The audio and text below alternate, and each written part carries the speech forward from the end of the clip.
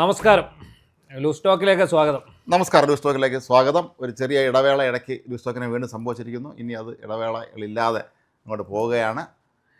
ഇന്നിപ്പോൾ നമുക്ക് എന്തൊക്കെയാ വിഷയങ്ങൾ?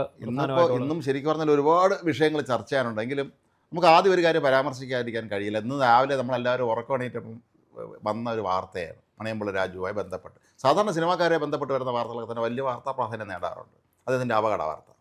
ഈ അപകട വാർത്തയിൽ സത്യത്തിൽ ഈ മണിയമ്പിള്ള രാജുവിനെ ഒരു ക്രൂശിക്കുന്ന തരത്തിലുള്ള ഒരു സമീപനമാണ് നമ്മുടെ വാർത്താ മാധ്യമങ്ങളിൽ നിന്നുണ്ടായത് എന്നാണ് എൻ്റെ ഒരു അഭിപ്രായം. കാരണം രാവിലെ ഞാൻ പതിവ് പോലെ രാവിലെ എണീറ്റ് സോഷ്യൽ മീഡിയ നോക്കുന്ന പതിവ് എടുത്തു നോക്കുമ്പോൾ ആദ്യം കാണുന്നത് ഇത് ചാനലുകൾ ഇത് സെൻസേഷനലൈസ് ചെയ്തിരിക്കുന്ന കാരണം അപകടത്തിൻ്റെ ഒരു തീവ്രത എന്ന് പറയുമ്പോൾ നമുക്കിപ്പോൾ CCTV ദൃശ്യങ്ങളൊക്കെ പുറത്ത് വന്നു കഴിഞ്ഞു. മണിയമ്പിള്ള രാജു ആ കവലയിൽ നിന്ന് വണ്ടി മുമ്പോട്ട് മൂവ് ചെയ്യുമ്പോൾ ഒരു ബൈക്ക് വന്നിടിച്ച് മുന്നോട്ട് ക്ലബ്ബിൽ നിന്ന് ഇറങ്ങി വരുന്നു. അവിടെ നിന്ന് വണ്ടി ഇടിച്ച് മുന്നോട്ട് പോകുന്നു. എനിക്ക് തോന്നുന്നു അദ്ദേഹം ചിലപ്പോൾ അറിഞ്ഞു കാണത്തില്ല ബോണറ്റിൻ്റെ ഫ്രണ്ടിലെ ബമ്പർ ഇളകിപ്പോയ വിവരം.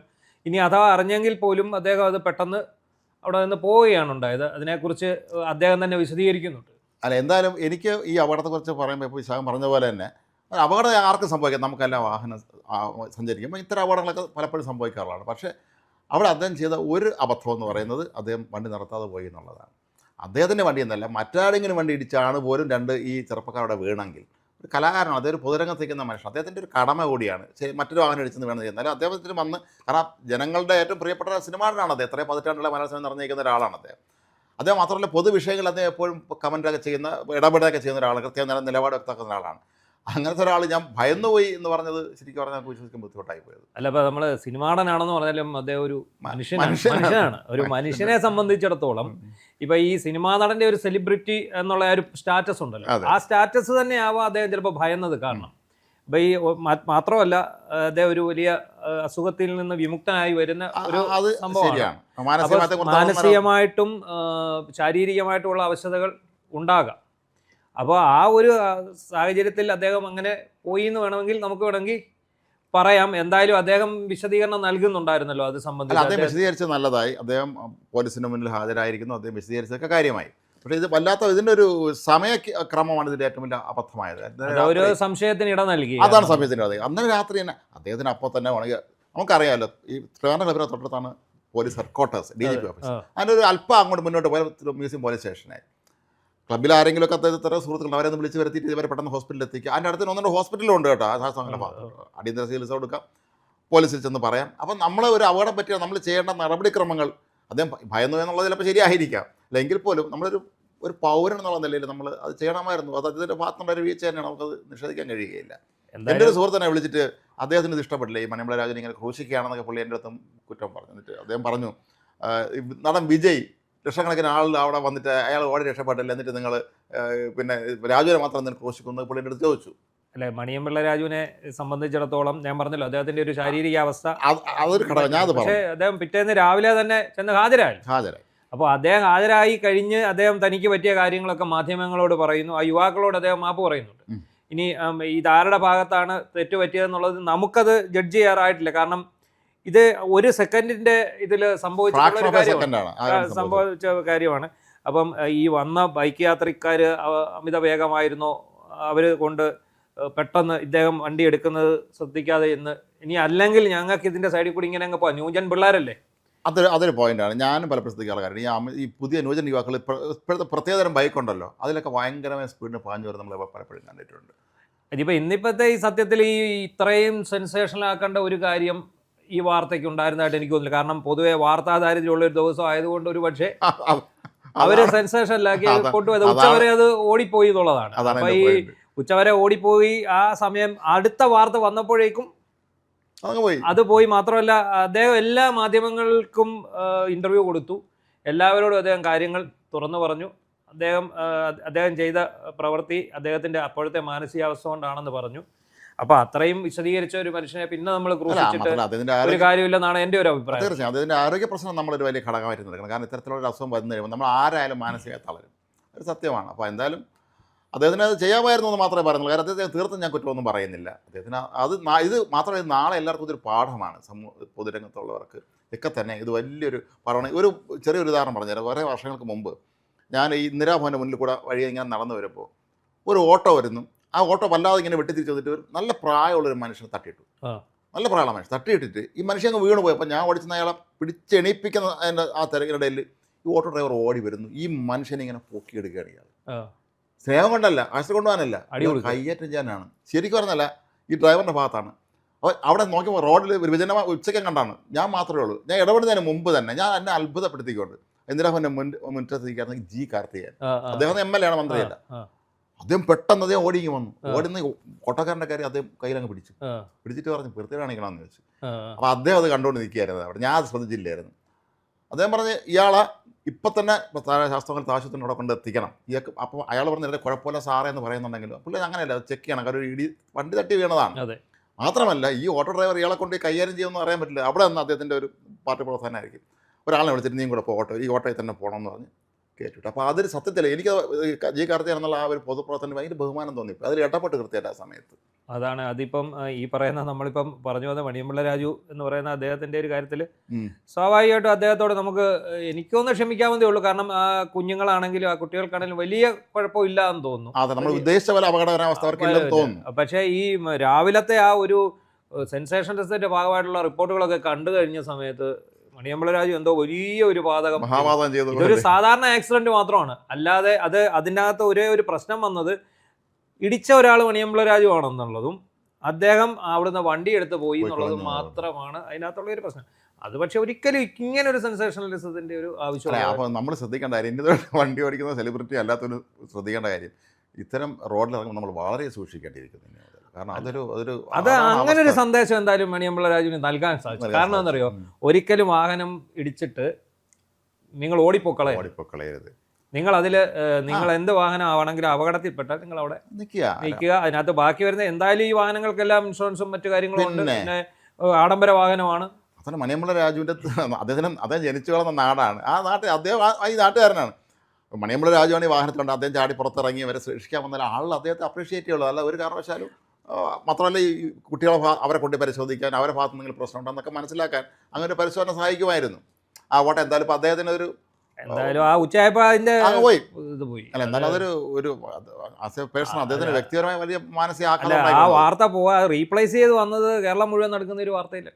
അതാണ് എനിക്ക് ആദ്യം അറിയണം. നിങ്ങളുടെ നാട്ടിലാണ് സംഭവിച്ചത്? നമ്മുടെ നാട്ടിലാണ് സംഭവിച്ചത്. നമ്മുടെ നാട്ടിൽ സംഭവിച്ചിട്ട് ഇത് 2-3 ദിവസമായി. ഞങ്ങളൊക്കെ ഇത് അറിഞ്ഞതാണ്. നമുക്ക് ഇതിൻ്റെ വീഡിയോ ക്ലിപ്പിംഗ് നമ്മൾ കണ്ടതാണ്. പക്ഷെ ഇത് സംബന്ധിച്ച് ഈ വിവരങ്ങൾ നൽകാൻ തുടക്കം തൊട്ടേ പോലീസ് ഇത് സ്പായിലാണ്. തിരുവല്ല പട്ടണത്തിലാണോ സംഭവിച്ചത്? തിരുവല്ല നഗരത്തിൽ ഒരുപാട് സ്പാകളുണ്ട്. തിരുവല്ലയുടെ പ്രാന്തപ്രദേശങ്ങളിലും നഗരത്തിലും എല്ലാം.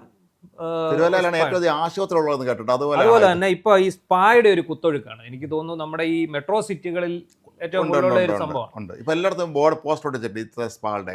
പക്ഷേ ഇതില് നമ്മൾ ആ വിഷ്വൽ കണ്ടല്ലോ, നമ്മൾ ആ CCTV കണ്ടില്ല, അതിൽ തന്നെ വ്യക്തമായിട്ട് കാണാം ഒരു യുവതിയെ അതിക്രൂരമായിട്ട് തന്നെ ഇവര് അധിക്ഷേപിക്കുന്നത്. ഈ ഇതിനകത്ത് തന്നെ മാഫിയ സംഘങ്ങൾ, ഈ ഗുണ്ടാ സംഘങ്ങൾ അധിക്ഷേപിക്കുന്നത് നമുക്ക് കാണാൻ പറ്റും. ഇതിലൊക്കെ രസമുണ്ട്. ഇത് 1-ാം തീയതി നടന്ന സംഭവമാണ്. ഇന്നിപ്പം തീയതി 6 അപ്പോൾ ഈ 6-ാം തീയതി വന്നു. നമ്മളിപ്പം ഈ 1-ാം തീയതി നടന്ന സംഭവത്തിൽ 2 ദിവസത്തിനുള്ളിൽ തന്നെ പോലീസ് 2 പേരെ അറസ്റ്റ് ചെയ്തു. ഇതിൽ സുബീഷ് എന്ന് പറയുന്ന ആളെയും അതിൻ്റെ ഒപ്പം തന്നെ 2 പേരെ ഇവർ അറസ്റ്റ് ചെയ്തു. ഈ അറസ്റ്റ് ചെയ്തെങ്കിൽ പോലും ആ വിഷയം മാധ്യമങ്ങളുടെ കൈമാറാനോ മാധ്യമങ്ങൾക്ക് നൽകാനോ പോലീസ് തയ്യാറായി. അതാണ് ഇതിന്റെ ഭാഗമായിട്ട് ഞങ്ങൾക്ക് അവിടെ പത്തനംതിട്ടയിലാണ് കൊടുക്കും. 19 വയസ്സുള്ള പയ്യൻ പോക്സോ കേസിൽ കുടുങ്ങി അവന്റെ പടം സഹിതം ഒരു പ്രസ് റിലീസ് കൊടുക്കുന്ന ആൾക്കാരാണ്. പക്ഷെ ഇവർ ഇത് കൊടുക്കാൻ തയ്യാറായില്ല. ഒന്നാമത്തെ കാര്യം കാപ്പ കേസ് പ്രതിയാണ്. മരണം സുബീഷ് എന്നാണ് അയാളുടെ വിളിക്കുന്നത്. അപ്പം അയാളെ ഈ സുബീഷ് എന്ന് പറഞ്ഞ ആളുടെ ഇവരെ 2 പേര് അറസ്റ്റിലായി എന്നുള്ള സംഭവം നമ്മളിത് അറിയുകയും നമ്മൾ ഈ വീഡിയോ കാണുകയും നമ്മൾ ഇപ്പോൾ സാധാരണ ഇപ്പോൾ ഒരു കേന്ദ്രീകൃത സംവിധാനത്തിലാണ് പോലീസ് സ്റ്റേഷനുകളിൽ നിന്ന് വാർത്ത നൽകുന്നത്. ജില്ലാ പോലീസ് മേധാവിക്ക് ഒരു PR. അപ്പം ഞങ്ങൾ കഴിഞ്ഞ ദിവസം ഇന്നലെ തന്നെ ഞാനിത് അവരുടെ ശ്രദ്ധയിൽപ്പെടുത്തിയിരുന്നു. പക്ഷെ അവരങ്ങനെ ഒരു വാർത്ത അവഗണിക്കുകയാണ്, പാടെ അവഗണിക്കുകയാണ്. പക്ഷെ ഇന്ന് രാവിലെ നമുക്കൊക്കെ ഈ കിട്ടിയ വിഷ്വൽ നമ്മളൊരിക്കൽ പുറത്തു കൊടുക്കാതിരുന്നത് എന്താണെന്ന് ചോദിച്ചു കഴിഞ്ഞാൽ, ഒന്നാമത്തെ കാര്യത്തിനെക്കുറിച്ച് നമുക്ക് ഡീറ്റെയിൽഡ് ആയിട്ടൊന്നും അറിയില്ല. അപ്പോൾ ഇന്ന് രാവിലെ ചില മാധ്യമങ്ങൾ, ദൃശ്യമാധ്യമങ്ങൾ ഇത് പുറത്തു വിട്ടതോടെയാണ് ഇതിപ്പോൾ വലിയ വിഷയമായിരിക്കുന്നത്. ഒന്ന് ആലോചിച്ചോളുക, ഒരു സംഘം ആൾക്കാർ പട്ടാപ്പകൽ അതാണ്ട് 1-ാം തീയതി വൈകിട്ട് 3 മണിയോടെയാണ് ഈ സ്ഥാപനത്തിലേക്ക് കടന്നു ടൗണിൽ പ്രോപ്പർ ടൗണിൽ തന്നെയാണ്, ടൗണിൽ നിന്ന് കുറച്ച് മാറിയിട്ടാണ്. അപ്പം അവിടേക്ക് ചെല്ലുന്നു. ചെന്നിട്ട് നേരെ ഇവരോട് ഗുണ്ടാപിരിവ് ചോദിക്കുന്നു. അവരത് കൊടുക്കാൻ ചോദിച്ചു. അവരുടെ കൈ കൊടുക്കാൻ തയ്യാറല്ല എന്ന് പറയുമ്പോൾ പിന്നെ ഇവർ നടത്തുന്നത് ഈ അവിടെ നിൽക്കുന്ന വനിതകളായിട്ടുള്ള ഈ 2 പേര് അവിടുത്തെ ജീവനക്കാരികളെ ഇവർ ഉപദ്രവിക്കുകയാണ് ചെയ്യുന്നത്. ആ ഉപദ്രവിച്ചിട്ട് 2500 രൂപയും മേടിച്ചുകൊണ്ട് പോയി എന്നാണ് FIR കാണുന്നത്. അപ്പോൾ ഇതിനകത്ത് ഞാൻ മനസ്സിലാക്കിയത്തോളം ഒരു വഴിമരുന്നിട്ടൊരു കാര്യമുണ്ട്. പോലീസ് ഇവിടെ ഗുണ്ടാപിരിവ് നടത്തുന്നുണ്ട്. ഇതേ സ്ഥലത്തുങ്ങൾ ചെന്ന് ഇതേ സ്പാകളിലും തിരുവല്ലയിൽ പല സ്ഥലങ്ങളും കേന്ദ്രീകരിച്ച് പോലീസ് ഗുണ്ടാപിരിവ് നടത്തും. അപ്പം ഈ സ്പാകളിൽ നിരന്തരമായിട്ട് പോലീസുകാർ കയറി പിരിവ് മേടിച്ചുകൊണ്ട് പോകുന്നുണ്ട്. ഇടയ്ക്ക് എറണാകുളത്ത് ഒരു പോലീസ് സ്റ്റേഷനിൽ സംഭവിച്ച ഏതാണ്ട് സമാനമായ രീതിയാണ്. ഒരു പോലീസുകാരൻ സ്പായിൽ പോയപ്പം അത് ഭാര്യയോട് പറയുമെന്ന് പറഞ്ഞ് ബ്ലാക്ക് മെയിൽ ചെയ്ത അവിടുത്തെ സെയിം പരിപാടി. ഇത് ഈ സ്പാകൾക്ക് പ്രവർത്തനങ്ങളൊന്നും സുതാര്യമല്ല. ഈ സ്പാകൾ കേന്ദ്രീകരിച്ച് എന്താണ് നടക്കുന്നത് എന്നുള്ളത് നമുക്കെല്ലാം വ്യക്തമായിട്ട് അറിയാം. പക്ഷേ എല്ലാ സ്പായിലും അങ്ങനെ ആണെന്നും നമ്മൾ പറയുന്നില്ല. പക്ഷേ എല്ലാ സ്പാകളിലും ഈ പോലീസുകാർ കയറി പടി മേടിക്കുന്നുണ്ടെങ്കിൽ സംതിങ് റോങ് അവിടെ എന്തെങ്കിലും ഉറപ്പാണല്ലോ. നമുക്ക് മറച്ചേക്കാനുണ്ടെങ്കിൽ മാത്രമേ ഇവർക്ക് നമ്മൾ കാശ് കൊടുത്ത് വരെ ഒതുക്കി നിർത്തുന്നുള്ളൂ. അപ്പം ഇവരെ സംബന്ധിച്ചിടത്തോളം ഈ പോലീസ് ഉദ്യോഗസ്ഥരെ സംബന്ധിച്ചിടത്തോളം ഇങ്ങനെ ഒരു സംഭവം കിട്ടുന്നു. അപ്പോൾ പോലീസ് അവിടെ കയറി സ്പായിൽ കയറി അവർ പടി മേടിക്കുന്നുണ്ടെങ്കിൽ പിന്നെ ഗുണ്ടകൾക്കും മേടിച്ചുകൂടെ? ചിലപ്പോൾ ഗുണ്ടകളത് അറിഞ്ഞും കാണും. അതറിഞ്ഞിട്ടാവണം. ഉറപ്പാണ്. അവർക്ക് കൊടുത്താൽ എനിക്കും കിട്ടണ അവർക്ക്. അതിലൊക്കെ നമ്മളെ ഞെട്ടിച്ചൊരു സംഭവമുണ്ട്. എന്ത് ക്രമസമാധാനമാണ് ഇവിടെ? പട്ടാപ്പകല് പെണ്ണുങ്ങൾ മാത്രമുള്ള ഒരു സ്ഥാപനത്തിൽ കടന്നു കയറി 5-6 പേര് കൂടി അവിടെ വന്ന കസ്റ്റമറെ സഹിതം അടിക്കുകയാണ്. കസ്റ്റമറെ അടിക്കുന്നു. ഈ കസ്റ്റമറെ അതിലൊരു ജീവനക്കാരിയുടെ ഒപ്പം കിടത്തി ഒരു വീഡിയോ പിടിപ്പിക്കുന്നുണ്ട്. ബ്ലാക്ക് മെയിൽ ചെയ്യാം. പിന്നെ നാളെ ഇയാളെ ബ്ലാക്ക് മെയിൽ ചെയ്യാം. അതിലൊക്കെ നമ്മളെ അമ്പരിപ്പിച്ച ഒരു കാര്യം, ഇവർ പരാതി കൊടുത്തിട്ടില്ല. ഈ സ്പാ ഉടമസ്ഥർ പരാതി കൊടുത്തിട്ടില്ല. ജീവനിൽ പേടിയുള്ള ഈ മരണമെന്നൊക്കെ ഇരട്ട പേരുള്ളവനാവുമ്പോഴും അതുകൊണ്ട് മാത്രമല്ല ഇവിടെ നടക്കുന്നത് എന്താണെന്നുള്ളത്, അവിടെ എന്തെങ്കിലും ബുദ്ധി പ്രശ്നമുണ്ടോ എന്നുള്ളത് നമുക്കറിയില്ല. അവരെന്തായാലും പരാതി കൊടുക്കാൻ മടിച്ചു. ഒന്നുകിൽ ഇയാളുടെ ഭീഷണിയായിരിക്കും, അല്ലെങ്കിൽ പോലീസിൽ നിന്ന് ഞങ്ങൾക്ക് നീതി കിട്ടത്തില്ല എന്നുകൊണ്ടായിരിക്കാം. ഇനി അതും അല്ലെങ്കിൽ ഇവരുടെ ഭാഗത്ത് എന്തെങ്കിലും മിസ്റ്റേക്ക് ഉള്ളത് കൊണ്ട് ആയിരിക്കാം. പക്ഷേ ഈ വീഡിയോ പുറത്തു വന്ന് ലീക്ക് ഔട്ട് ആയതിൻ്റെ പുറകെ പോലീസ് നേരിട്ട് കടന്നു ചെന്ന് അവിടെ ചെന്ന് ഇവരോട് ചോദിച്ച് അവരുടെ കയ്യിൽ നിന്ന് പോലീസ് പരാതി എഴുതി വാങ്ങിയാണ് ഇവരെ 2 പേരെ അറസ്റ്റ് ചെയ്തിരിക്കുന്നത്. ഇനിയിപ്പോൾ 4 പേരെ കൂടെ കിട്ടാനുണ്ട്. ഈ സംഘത്തിൽപ്പെട്ട കിട്ടാനുണ്ട്. നമ്മൾ ചിന്തിക്കേണ്ട ഒരു കാര്യം ഓർത്തോണം. പട്ടാപ്പകലും ഒരു സ്ഥാപനത്തിൽ, അതായത് ഒരു പിന്നെ തിരുവല്ല നഗരത്തോട് ചേർന്ന് പ്രവർത്തിക്കുന്ന മെയിൻ റോഡ് സൈഡിൽ തന്നെ പ്രവർത്തിക്കുന്ന ഒരു സ്ഥാപനത്തിൽ പട്ടാപ്പകൽ അതിക്രമിച്ച് കയറി ഒരു ലേഡിയെ ഗ്യാങ് റേപ്പ് ചെയ്യാൻ പറ്റുന്ന നിലയിലേക്ക് ഇവിടുത്തെ ഗുണ്ടകൾക്കുള്ള സ്വാധീനവും വന്നു കഴിഞ്ഞു. അപ്പോൾ എന്താണ് കാര്യം? അപ്പോൾ ആ ക്രമസമാധാനം അവിടെ തകരുന്നു. എന്തുകൊണ്ട് തകരുന്നു എന്ന് ചോദിച്ചു കഴിഞ്ഞാൽ അതിനകത്ത് പല കാരണങ്ങൾ കാണും. രാഷ്ട്രീയ പിന്തുണ ഉണ്ടാകും. ഇവരുടെ വാർത്ത പോലും പുറത്തു വരായിരുന്നത് രാഷ്ട്രീയ പിന്തുണ മൂലമാണെന്നാണ് നമുക്ക് തിരുവല്ലയിൽ നിന്ന് കിട്ടുന്ന വിവരം. ഉറപ്പാണല്ലോ അത്. ഇവരുടെ രാഷ്ട്രീയ പിന്തുണ കാരണമാണ് ഈ ആൾക്കാരൊക്കെ ഇവർക്ക് വേണ്ടപ്പെട്ടവരാണ്, അതുകൊണ്ടാണ് ഇത് പുറത്തു വരാത്തത് എന്നാണ്. ഇതിപ്പോൾ നമ്മളിപ്പം പറയുന്നു വല്ല വടക്കേ ഇന്ത്യയിലോ നോർത്തിലോട്ട് പോകുമ്പോൾ UP-യിലായിരുന്നെങ്കിൽ നമ്മളിപ്പോൾ ഉടനെ ആഘോഷമാക്കിയാണ്. ഇവിടുത്തെ ഇപ്പോൾ സ്കാനറുകൾ ബ്രേക്കിംഗ് ആയതിനെയും പ്രസ്താവനയായതിനെയും ഇവിടുത്തെ മന്ത്രിമാർ സഹിതം അപലപിച്ചതിന്. ഇന്നിപ്പം ആ ജില്ലക്കാരെ ആരോഗ്യമന്ത്രി പറഞ്ഞിട്ടുണ്ട്, ഒറ്റയാളെയും വെറുതെ വിടത്തില്ല, എല്ലാവരെയും. 6 പ്രതികളുണ്ട്, 2 പേരെ കിട്ടിയിട്ടുണ്ട്, 4 പേരെ കൂടി ഇനിയും കിട്ടാനുണ്ട്. ഞങ്ങളത് എന്തായാലും കൃത്യമായിട്ട് കൈകാര്യം ചെയ്തിരിക്കുമെന്നാണ് ഇപ്പോൾ പറയുന്നത്. അപ്പോൾ ഓർത്തോണം, 1-ാം തീയതി നടന്ന സംഭവം 2 പ്രതികളെ 2 ദിവസം കഴിഞ്ഞ് പിടിക്കുന്നു. ഇതുവരെ പിടിക്കാത്ത ആൾക്കാർ, ഇതുവരെ അറിയാത്ത സർക്കാർ, മാധ്യമങ്ങൾ അത് വാർത്തയാക്കിയപ്പോൾ ഓടി വരുന്നു. അല്ല, അപ്പോൾ പിന്നെ നമ്മുടെ നാട്ടിൽ ക്രമസമാധാനം ഇനി മാധ്യമങ്ങളെ ഏൽപ്പിക്കേണ്ടി വരുമെന്നാണ് നമ്മൾ സംശയിക്കേണ്ടത്. അതൊക്കെ അന്വേഷിച്ച് കണ്ടുപിടിക്കാൻ. അല്ല, ഇതിപ്പം ഇന്നലെ ഈ വീഡിയോ പുറത്ത് വന്നു കഴിഞ്ഞപ്പോഴാണ് ഞാൻ പോലീസിൻ്റെ ഗ്രൂപ്പിലേക്ക്, മീഡിയ പോലീസ് ഗ്രൂപ്പിലേക്ക് ഒരു മെസ്സേജ് ഇടുന്നു. ഇങ്ങനൊരു സംഭവം തിരുവല്ലയിൽ നടന്നിട്ടുണ്ട്, 2 പേരെ അറസ്റ്റ് ചെയ്തിട്ടുണ്ട്, നിങ്ങൾ എന്തുകൊണ്ട് അതിൻ്റെ വിവരങ്ങൾ പങ്കുവയ്ക്കുന്നില്ല? No response. പക്ഷേ ഇന്നിപ്പോൾ ഈ വിവരങ്ങൾ ചാനലുകളിൽ വാർത്തയായി, വിഷയം കത്തിക്കയറി, ഈ പട്ടാപ്പകൽ നടക്കുന്ന ബലാത്സംഗം നടന്ന വിവരം പുറത്തു വരുന്നു. അതായത് അവിടെ ചെന്ന കസ്റ്റമറെ സഹിതം ഇവർ ആക്രമിക്കുന്നു, ഗുണ്ടാപിരിവ് 2500 രൂപയായിട്ടുള്ള അത് മേടിച്ചുകൊണ്ട് പോകുന്നു. ഇതെല്ലാം പുറത്ത് വന്നു കഴിഞ്ഞപ്പോഴേക്കും പെട്ടെന്ന് പോലീസ് പ്രതികളുടെ പോലീസുകാർ ഇത്രയും നാളും മിണ്ടാതിരുന്നത് നമ്മൾ കമ്മീഷണർ സിനിമയിൽ പറയുമ്പോൾ കോൾ ഫ്രം ദ ടോപ്പ്. വിളി വന്നു, പ്രതികളുടെ രണ്ടുപേരെ പടം വരുന്നു, വകുപ്പുകൾ വരുന്നു, എന്തൊക്കെ ചെയ്തു എന്ന് വരുന്നു. അപ്പോൾ അങ്ങനെ വന്നപ്പോഴാണ് നമുക്ക് ലഭിച്ച വിവരമാണിത്. എന്താണ്, ഇവർ പരാതി കൊടുത്തതല്ല, ഞങ്ങൾക്ക് പരാതി കിട്ടിയതാണ്. ആ പരാതി ഞങ്ങൾ അങ്ങോട്ട് പോയി അന്വേഷിച്ച് പിടിച്ചാണ്. അപ്പോൾ അത് പോലീസ് അത് മാന്യമായിട്ട് നേരത്തെ മാധ്യമങ്ങളെ അറിയിക്കാവുന്നതാണിത്. അത് മാത്രമല്ല ആളുകൾക്ക് ഇത്തരം സ്പായിൽ പോകുന്ന ആൾ ചിലപ്പോൾ നല്ല സ്പാ ആണെന്ന് കരുതി അവിടെ പോകാനുള്ള സാധ്യതകളുണ്ട്. പല അല്ലാത്ത ആൾ അവർക്കൊല്ല ഈ എമ്മാരെ പിന്നെ ഈ മർദ്ദനത്തിനും അല്ലെങ്കിൽ ഈ വീഡിയോ ഷൂട്ട് ചെയ്യുന്നതിനൊക്കെ ഇരയായി മാറാനുള്ള സാധ്യതയുണ്ടല്ലോ. അല്ല, ഇതിനകത്ത് അവിടുത്തെ വേറൊരു കാര്യമുള്ളത്, ഈ സ്പായിൽ ചെല്ലുന്ന പോലീസ് ഉദ്യോഗസ്ഥർ എന്ന് പറഞ്ഞ സ്പെഷ്യൽ ബ്രാഞ്ച് പോലീസ് ഉദ്യോഗസ്ഥർ സഹിതം അവിടുന്ന് പടിമേടിക്കുന്ന ആൾക്ക് പിന്നെ ഇവരെ എങ്ങനെ പുറത്തെറിയും? ബ്രാഞ്ചുകാരാണ് അറിയിക്കേണ്ടത്. അത് ഈ അവിടെ ഇരിക്കുന്ന ഉദ്യോഗസ്ഥന്മാരൊക്കെ തന്നെ എന്ന് പറഞ്ഞാൽ 4-5 വർഷം ആയിട്ട് ഒരേ സ്റ്റേഷനിൽ സ്പെഷ്യൽ ബ്രാഞ്ചിൽ ഇരിക്കുക. 6 വർഷമൊക്കെ ആൾക്കാരായിരിക്കുന്നത്. 3 വർഷത്തിൽ കൂടുതൽ ഒരാളെ ഒരു സ്റ്റേഷനിലോ ഒരു സ്പെഷ്യൽ യൂണിറ്റിലോ വെക്കരുതെന്ന്. പക്ഷേ ഇവർക്കൊക്കെ ഇവരൊക്കെ കവേഡാണ്. അവർ എന്താ പറയുന്നത്, അല്ലെങ്കിൽ പൊതിഞ്ഞു പിടിക്കുന്ന മാത്രമല്ല ഇവർ ഭരണകക്ഷി പോലീസ് അസോസിയേഷനിൽ പെട്ടതാണെങ്കിൽ മാറ്റം വരയില്ല. അപ്പോൾ ഇവർ ഇവിടുന്ന് മാത്രമല്ല, ഇവർ മറ്റ് പലയിടത്തു നിന്നും പട്ടണം മുഴുവൻ സ്പാ ആണെങ്കിൽ എന്തുമാത്രം കാശുണ്ടാക്കാം വാങ്ങുന്നുണ്ട് എന്നുള്ളതാണ് ഇതിനകത്തു നിന്ന് വന്നുകൊണ്ടിരിക്കുന്ന ഒരു വിവരം. എന്തായാലും ഞെട്ടിക്കുന്ന സംഭവമാണ്. നമുക്ക് ഇന്ത്യ വളരെ വളരെ പ്രധാനപ്പെട്ട ഒരുപക്ഷെ ഇന്ത്യയിലെ ക്രിമിനൽ നീതിന്യായ വ്യവസ്ഥയുടെ ഒരു വലിയൊരു മാറ്റം തന്നെ സംഭവിക്കാൻ സാധ്യതയുള്ള ഒരു കോടതി ഉത്തരവിനെ കുറിച്ച് പറയാം. സുപ്രീം കോടതി ഉത്തരവ്. അത് ശരിക്കും പറഞ്ഞാൽ നമ്മുടെ മാധ്യമങ്ങൾ അത് വേണത്ര ചർച്ച ചെയ്തിട്ടുണ്ടെന്ന് എനിക്ക് ഇപ്പോഴും സംശയമാണ്. ഒരു വാർത്ത കൊടുത്ത് പലരും നമ്മൾ പുരുഷപക്ഷത്ത് നിന്നുകൊണ്ട് പറയല്ല, നമ്മൾ പുരുഷന്മാരെ സംബന്ധിച്ചോളം ഏകദേശം ഒരു സംരക്ഷണമുള്ള ഒരു വിധി എന്ന് പറയാൻ പറ്റും. കാരണം ഒരുപാട് പുരുഷന്മാർ ആത്മഹത്യ ചെയ്തിട്ടുണ്ട്. ഇങ്ങനെയുള്ള പരാതികൾ വരുന്നതോടെ എൻ്റെ കുടുംബം മാനക്കേടുന്നു, അല്ലെ നാണക്കേടാവുന്നു. എന്തിനാ നമ്മൾ പറയുന്നത്, ഏറ്റവും ജിംഷിത വിഷയം പോലും അയാളുടെ ഒരു വിഷയം പോലും ഇങ്ങനെ ഇതുപോലെ അല്ലെങ്കിൽ പോലും ഏതാണ്ട് ഇതേ ഗണത്തിൽപ്പെട്ട ഒരു സംഭവം തന്നെയാണ്. അപ്പോൾ ഈ സുപ്രീം കോടതിയുടെ വിധി എന്ന് പറയുന്നത് ഉഭയകക്ഷി സമ്മതപ്രകാരം ബന്ധം നടത്തിയതിന് ശേഷം വിവാഹിതയായൊരു സ്ത്രീ വിവാഹ വാഗ്ദാനം ചെയ്ത് പീഡിപ്പിച്ചു എന്ന് പറഞ്ഞ് കേസ് കൊടുക്കാൻ പറ്റില്ല എന്നുള്ളതാണ്. അതൊരു വളരെ പ്രധാനപ്പെട്ട കാര്യമാണ്. നമ്മുടെ നാട്ടിൽ ഇപ്പോൾ നടക്കുന്ന പല പീഡന കേസുകളിൽ വിവാഹിതയായ സ്ത്രീ തന്നെ പറയുന്നത് എന്നെ വിവാഹ വാഗ്ദാനം നൽകി ഇയാൾ പീഡിപ്പിച്ചു എന്നാണ്. എന്തിനാ നമ്മൾ കൂടുതൽ പറയുന്നത്, നമുക്ക് നമ്മുടെ ഓഫീസിലേക്ക് വരുന്ന ഫോൺ കോളുകളും ഇമെയിലുകളും, ഞാൻ പല കേസ് കെട്ടുകളും ഇതുപോലെ സ്ത്രീകളാണ് തരുന്നത്. അപ്പം നമ്മളിത് അന്വേഷിച്ച് ചെല്ലുമ്പോൾ FIR കാണുന്നു, കാര്യങ്ങളൊക്കെ ചോദിക്കുന്നു. എല്ലാത്തിലും ഇവർ മുൻപരിചയക്കാരോ സുഹൃത്തുക്കളോ ആണല്ലോ, കാമുകികന്മാരോ. ഇനി അതൊന്നും അല്ലെങ്കിൽ വിവാഹ വാഗ്ദാനം ചെയ്തുള്ള പീഡനമാണ്.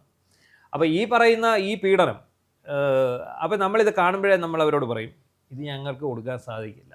അപ്പോൾ അതെന്താ നിങ്ങൾക്ക് കൊടുത്താൽ പോലീസ് കേസ് ഇട്ടല്ലേ, FIR ഇട്ടല്ലേ? നമ്മളിപ്പോൾ പറയും സുപ്രീം കോടതിയുടെ ഒരു സുപ്രധാന വിധിയുണ്ട്. ഇതിപ്പോൾ വന്ന വിധി അല്ല, ഇന്നിപ്പോൾ നമ്മൾ ആഘോഷിക്കുന്ന വിധി ഇപ്പോൾ വന്നതല്ല. കഴിഞ്ഞ വർഷം ഇതുപോലെ തന്നെ ഈ കാലയളവിൽ തന്നെ സുപ്രീം കോടതിയിൽ നിന്ന് വന്ന ഒരു വിധിയാണ്. ആ ഒരു വിധിയിലാണ് പ്രധാനമായിട്ടും ഈ പണ്ടൊക്കെ നമ്മൾ സിനിമയിലൊക്കെ കാണുന്ന എന്താ ഉടനെ വ്യഭിചാരം എന്ന് പറഞ്ഞ് പിടിക്കുന്ന ഒരു കേസുണ്ടായിരുന്നല്ലോ. അത് ഉഭയകക്ഷി സമ്മതപ്രകാരമുള്ള പുരുഷനും സ്ത്രീയും തമ്മിലുള്ള ബന്ധത്തിനെ ഒരിക്കലും വ്യഭിചാരം എന്ന് പറയാൻ പറ്റില്ല. അത് അവരവരുടെ താല്പര്യമാണെന്നൊരു അങ്ങനെ ഒരു വിധി നേരത്തെ വന്നിട്ടുണ്ട്. അതിനുശേഷം വന്നതാണ് എനിക്ക് തോന്നുന്നു ഈ ഒരു കേസുമായി ബന്ധപ്പെട്ടാണെന്നല്ലോ സുപ്രീം കോടതി അതാണ് ഇത് രണ്ട് അഭിഭാഷകർ തമ്മിലുള്ള ഈ രണ്ട് അഭിഭാഷകർ തമ്മിൽ 1 വർഷത്തെ ഒരു ബന്ധം ഇവർ വെച്ച് പുലർത്തുന്നു. ഈ അഭിഭാഷക പരാതിക്കാരി ഇതിനകത്ത് അവർ കുട്ടിയുടെ മാതാവാണ്. അവർ വിവാഹബന്ധം വേർപെടുത്താൻ ഭർത്താവിന് ഇത് കൊടുത്തിരിക്കുന്ന ആളാണ്, കേസ് നടക്കുന്ന ആളാണ്. അപ്പോൾ അങ്ങനെയുള്ള ഒരു സാഹചര്യത്തിൽ അവർ ഈ മറ്റേ അഭിഭാഷകനുമായിട്ട് സൗഹൃദമാകുന്നു, അവർ തമ്മിലുള്ള ശാരീരിക ബന്ധം ഉണ്ടാകുന്നു. അതിനുശേഷം 1 വർഷം കഴിയുമ്പോഴത്തേക്ക് ഇവർ തമ്മിൽ പിരിയുന്നു. ഉടനെ ഇവർ എന്താ ഇത് നമ്മുടെ ഛത്തീസ്ഗഡിലാണ്, ബിലാസ്പൂരിൽ അവർ കേസ് കൊടുക്കുന്നു.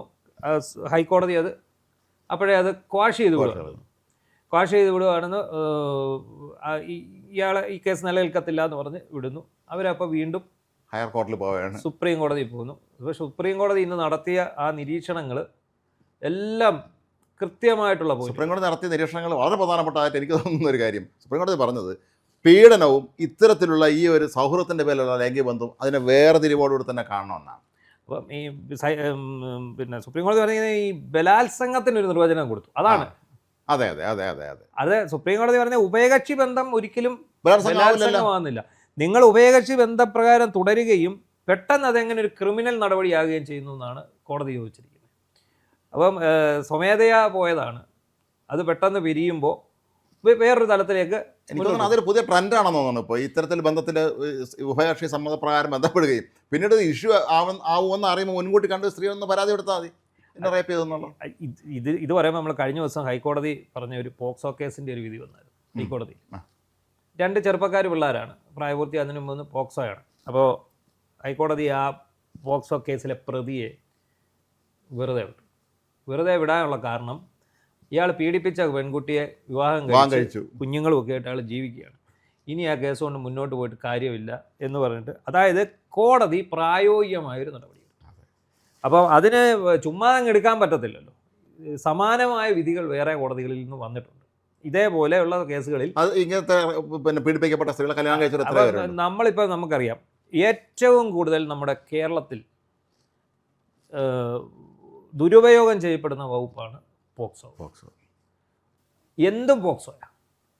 അതായത് വിക്ടിമിൻ്റെ മൊഴി മാത്രം മതി, നമ്മൾ ചുരുങ്ങിയ 90 ദിവസം ശിക്ഷ കിട്ടുകയാണെങ്കിലോ 20 വർഷം 50 വർഷം 75 വർഷമൊക്കെയാണ് ശിക്ഷ. നമ്മുടെ ഈയിടെ പിന്നെ ആലപ്പുഴയിലെ ഒരു സ്കൂളിലെ ഒരു ഡ്രൈവറാണോ സെക്യൂരിറ്റി ജീവനക്കാരനാണോ ഒരു +2 കണ്ട് പഠിക്കുന്ന കുട്ടിയുടെ മൊഴിയിൽ അയാൾ ജയിലിൽ പോയി. അയാൾ പോയി എത്ര ദിവസം കിടന്നേ? 90 ദിവസം. നല്ല പ്രായമുള്ള മനുഷ്യനും. അവസാനം ഇതിൻ്റെ വിചാരണ വന്നപ്പം ഈ പെൺകുട്ടി തന്നെ കരഞ്ഞുകൊണ്ട് പറഞ്ഞു, ഇത് ഞാൻ ചെയ്തതല്ല, എന്നെക്കൊണ്ട് ചെയ്യിപ്പിച്ചതാണ്, എൻ്റെ കാമുകൻ ചെയ്യിപ്പിച്ചതാണ്. അപ്പോഴേ അദ്ദേഹത്തെ കോടതി വെറുതെ വിടുന്നു. അപ്പോൾ ആ സ്കൂൾ അധികൃതർ അദ്ദേഹത്തിന് ജോലി കൊടുക്കാറുണ്ട്, അദ്ദേഹം പോകുന്നില്ല. പക്ഷേ ഈ കുട്ടിക്കെതിരെ ഒരു നിയമ നടപടിക്കോ കാമുകനെതിരെ നിയമ നടപടിക്കോ അദ്ദേഹം പോയിട്ടില്ല. അദ്ദേഹത്തിൻ്റെ പക്വത എന്ന് പറയാം നമുക്ക്. ഇതേപോലെ എനിക്കറിയാവുന്ന വേറൊരു കേസുണ്ട്, പന്തളത്തൊരു കേസ് നടന്നിട്ടുണ്ട്. അത് ഇതിനു മുമ്പ് വന്നുള്ളൊരു പ്രമാദമായിട്ടൊരു കേസാണ്. ഒരമ്മ അച്ഛനെ കള്ളക്കേസ് കൊടുക്കാൻ മകളെ കൊണ്ട് പരാതി. അത് ഒരുപാട് സ്ഥലങ്ങൾ ഇപ്പോൾ സംഭവിക്കുന്നുണ്ട്. അവസാനം എന്ത് പറ്റിയെന്നറിയോ? നമ്മുടെ ഒരു സുഹൃത്തായ ഒരു വക്കീലായിരുന്നു, അദ്ദേഹമാണ് വാദിച്ചത് ഈ അച്ഛന് വേണ്ടി. അച്ഛനെ സുഹൃത്തിനെയും കൂടാണ് കൊടുക്കുന്നത്. അവസാനം ഈ കുട്ടി കോടതിയിൽ തുറന്നു പറയുന്നുണ്ട്, അമ്മ പറഞ്ഞിട്ട് ചെയ്തതാണ്, അമ്മയും അമ്മയുടെ ബന്ധുക്കളും കൂടി പറഞ്ഞിട്ട് ചെയ്തതാണ് അച്ഛനുമായിട്ടുള്ള പ്രശ്നത്തിൻ്റെ. പക്ഷേ കോടതി ഒരു പരിപാടി, അദ്ദേഹത്തെ വെറുതെ വിട്ടു എന്ന് മാത്രമല്ല, ഈ അമ്മയ്ക്കെതിരെ കേസെടുത്ത് അവരെ അറസ്റ്റ് ചെയ്യാൻ ആവശ്യപ്പെട്ടു. അപ്പം ഞാൻ പറയാം, ഈ പോക്സോ നിയമം എന്ന് പറയുന്നത് വളരെ തിരക്കിട്ട് ഇന്ത്യയിൽ നടപ്പിലാക്കിയ ഒരു നിയമമാണ്. അത് നമ്മുടെ മറ്റേ ഡൽഹി പീഡനത്തിൻ്റെ നിർഭയ കേസിൻ്റെ അടിസ്ഥാനത്തിൽ പെട്ടെന്ന് ഉണ്ട്. അപ്പം ഈ തിരക്കിട്ട് നടപ്പിലാക്കിയത് കാരണം ഇതിന് ഒരുപാട് പോരായ്മകളുണ്ട്. കാരണം ഈ വിചാരണ കൂടാതെ തടങ്കലിൽ വയ്ക്കുക എന്ന് പറയുന്ന പോലെ തന്നെയുള്ള ഒരു വിഷയമാണ്. ഒരാളെ ഒരു കേസിൽ കുടുക്കിയാൽ അത് ശരിയാണോ തെറ്റാണോ എന്ന് അറിയുന്നതിന് മുമ്പ് തന്നെ ഇവർക്ക് ജയിലിൽ കഴിയേണ്ടി വരും. കൂട്ടിക്കൽ ജയചന്ദ്രൻ അടക്കമുള്ളത് സുപ്രീം കോടതി പോയിട്ടാണ്.